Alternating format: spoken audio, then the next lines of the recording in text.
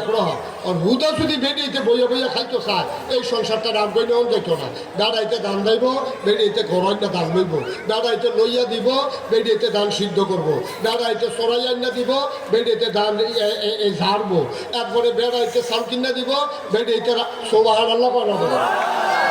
তাইলে স্বামী স্ত্রী দুজনের সংসারও কাজ আছে নাকি নাই? স্বামীরও কাজ আছে, স্ত্রীরও কাজ আছে। স্বামীর কাম হইলো বাইরে দিয়া, স্ত্রীর কাম হইলো ভিতরে দিয়া। বেড়াইতে উঠতে লাগবো বাসের ছাদও, বেড়াইতে যদি আমি উঠাম কিন্তু সুবিধা নো সুবিধা। বেড়াইতে ছাদে উঠতে পারবো, মেঘে বিজ্জা ধান দাইতে পারবো, রইদে ফুইরা ধান লইতে পারবো, কিন্তু আমার মায়েরা এটা পারতো না।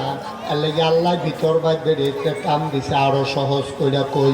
দুনিয়াটারে যদি আগাই নিতে চাও, সাইকেলটা চালাইলে 2.5 রাত্রে শাসন গাছা যাওন যায়, আর সাইকেলটা চালাইতে গেলে 2টা চাক্কা লাগে, ঠিক কিনা কও?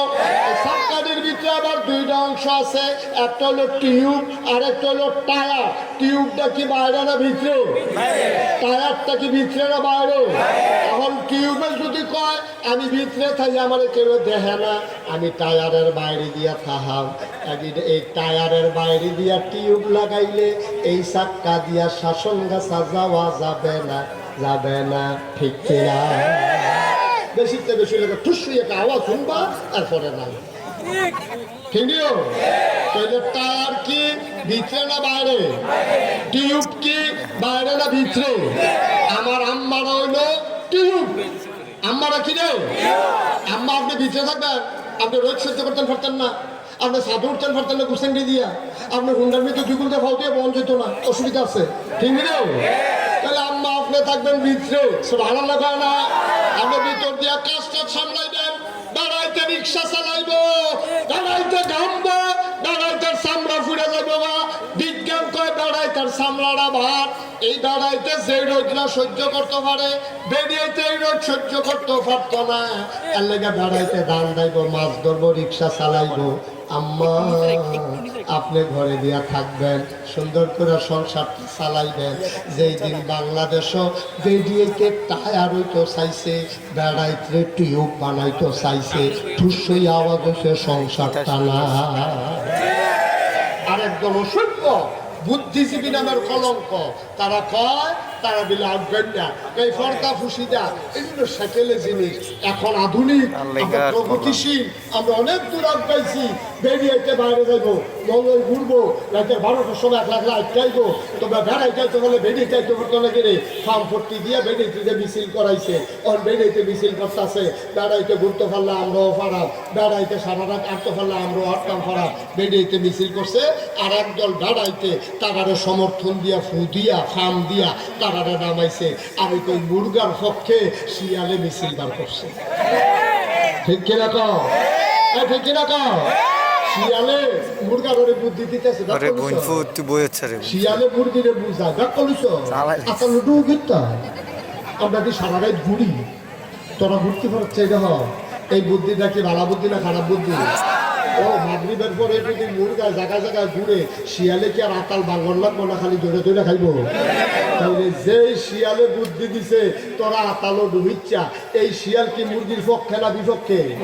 যেই বেড়াইতে প্রগতিশীলের নামে যারা আমার মায়েদেরকে বুদ্ধি দিছে রাস্তায় নামো, ওরা লম্পট, ওরা চরিত্রহীন, ওরা আমার মাকে ভোগ করতে চায়, আমার বোনকে বিবাহ বহির্ভূত মেলামেশা করতে চায়, ঠিক কিনা বলো?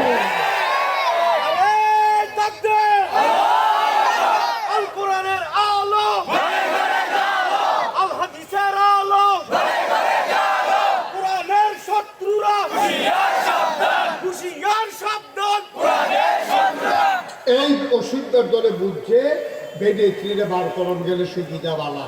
এইরকম হিয়ালে যেমন মুরগা বাইরে থাকলে আর আকাল মাতাল বাগল না তোলা, না খাইয়া খাওয়ার না তোলা, দোকান দিয়া কি ঠিক বেডে 12টা 2টা 3টা পোলাফানি নেশা কইরা গুন্ডা গাইরা বেরিয়েতে কোনো নিরাপত্তা নাই, রাস্তা দিয়ে আটকে আছে, পোলাফানি দৌড়া সেরা অসুভ এটা নারীর উপরে নির্যাতন করলো, তারাই বাঁচাইব। আল্লাহ কয় মা তুমি পর্দা থাকো, তোমার সৌন্দর্য যেন কেউ না দেখে, তোমার সৌন্দর্য দেখা নুরুপ দৃষ্টিকে শিয়াল যেমন মুরগির দিকে তাকায়, এই অসুভ যেন তোমার দিকে তাকাইতে না পারে, ওই জন্য তুমি পর্দায় থাকো, তুমি লেখাপড়া করো, তুমি ডাক্তার হও, আমার কোনো আপত্তি নাই, আমার মায়েরা মেয়েরা ডাক্তার হবে, তবে পর্দার ভিতরে থেকে, ঠিক কিনা বলো? এটা হলো সঠিক নিয়ম। এটা কি তোমার কথা হলো? এটা কি তাইলে কয়লা না আপাতত কবুলের শর্ত গেল রে গেল কয়লা? একটা হলো সঠিক নিয়ম, আর একটা হলো সঠিক নিয়ম। 3 নম্বরে হলো হালাল খাওয়া। কি খাওয়া? হালাল যদি না খান, যা পাইলেন তা খাইলে চুড়ালে যান, আপাতত চলে যান। এই যে আমরা দেশে আপাতত হয় না কিনে, আমরা দেশের মানুষগুলো আপাতত কম করে না, আপাতত কবুল হয় না কিনে, কবুলের বলে আরে বলবো না তোর আপাতত কবুল হবে কেন, তোর টুপিটা তো সুদের টেহার কিনা, ঠিক কিনা? তোর টুপি সুদের টেহার কিনা, তোর লুঙ্গি সুদের টেহার কিনা, পাঞ্জাবির কাপড় খাইছো বাচ্চারি কিনা, ঠিক কিনা? কম প্রাণের পাঞ্জাবি দিছে কারাই জানি, এই অসুবিধার দলে এই পাঞ্জাবি রুহাইলা রেখে হুজুর দিন করে বার করছে। প্রাণ দিছে যে তারা বন্যার ডুববা গেছে গা, তোরা আড়াই ওনার রেগুলার পানি দিলে যাইতে পারছে না, দিকে তোরা এই পাঞ্জাবি দেখতে দেও, ঠিক নি রে? এই কাম করে ধরা খাইছ, এর লেগে আমাদের কবুল হয় না। যেই মুসলমানের পাঞ্জাবি কিনা হালাল না, টুফি হালাল না, জোতা হালাল না, লুঙ্গি হালাল না, এই টুফি মাথার দিয়া, এই জোতা ফাও দিয়া, এই পাঞ্জাবি গাও দিয়া তুমি আবাদত করতে করতে মাথাত কর হালাইতে পারবা, তোমার আবাদত কবুল হবে না, ঠিক? এর লেগে হয় না। আমরা হালাল নাই তো, খানা হালাল নাই, চলা হালাল নাই, কিচ্ছু আমরা হালাল না, সব হারাম। সুদের টেহা, ঘুষের টেহা, মদের টেহা, পঞ্চায়েত টেহা, তারপরে যা সিএনজি ভাড়া করে যা সান্দার টেহা, বাস স্ট্যান্ডের টেহা, ঠিক কিনা? পাও এইটা একটা হালাল নিবে না। তুই চক্ষুকে ফাঁচারি গাও দিলে না বলবো দিতে, তুই ফেয়ার আল্লাহ বললি গেছো ইয়া গালো দিয়ে সাজ্জা থাকলে সর্ব তুমি ক্রিম সুনু পাউডার লাগাইয়া, সুরমা তোর কাজল লাগাইয়া মনে হয় ফেরত